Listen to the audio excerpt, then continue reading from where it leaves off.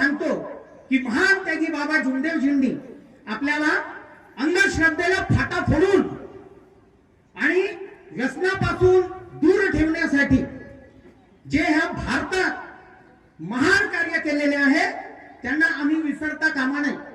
बहुधांनी मार्गदर्शक मंडळीतून बहुतांशी माझ्या गुरुजनांनी आपल्याला मार्गदर्शन केलेले आहे आणि याच्यानंतर सुद्धा आपल्याला मार्गदर्शन करतील.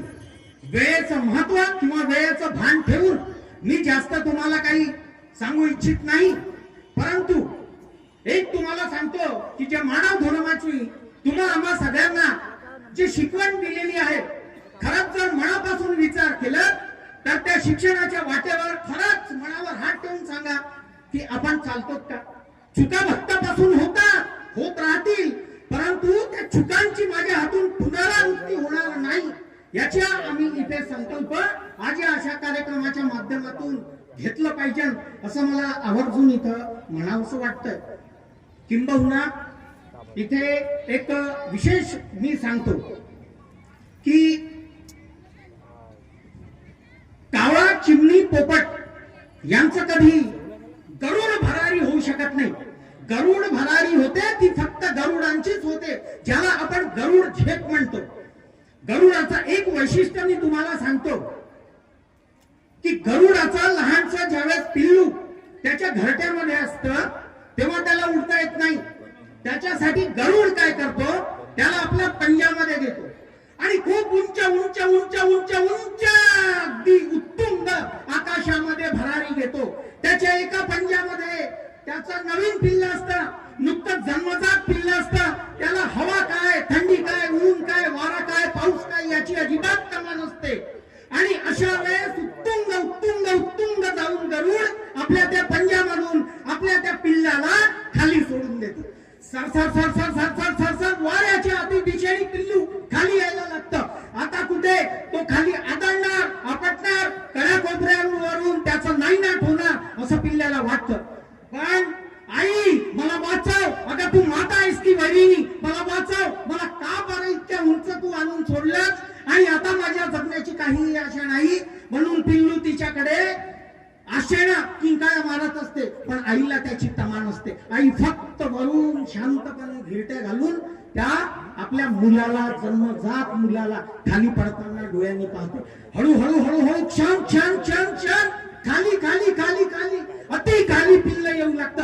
आता आपटणार, खाली कपाळमोक्ष होणार आणि पिल्ल कायमचं नाईनाट होणार असं ज्या वेळेस पिल्लाला वाटतं आणि हे सुद्धा कळून चुकतं की याच्यानंतर माझी आई अजिबात मला कुठेही मदत करणार नाही, अशा वेळेस पिल्लू वर पाहतो.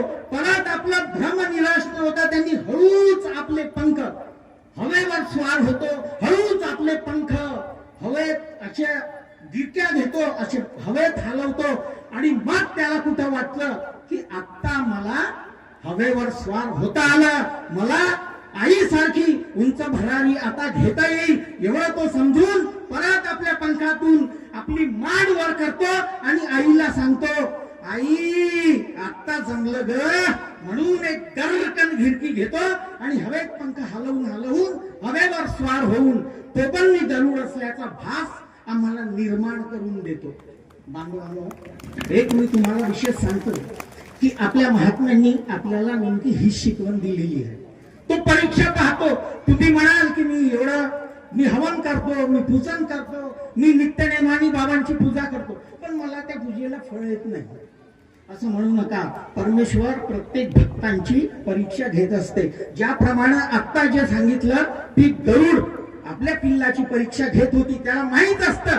पण जोपर्यंत तुम्ही स्वतः नुसतं पूजनानी नाही तर तुम्हाला त्यासाठी कर्म करावे लागतील. आणि माणसाला कर्म करणं हे भागच आहे, आपल्या नशिबात लिहिलेलं आहे. जोपर्यंत आपण कर्म करणार नाही तोपर्यंत आपल्याला प्रायश्चित्त त्याचं मिळणार नाही. आणि म्हणून बाबांनी सांगितलेल्या मार्गावर आपण चालावं.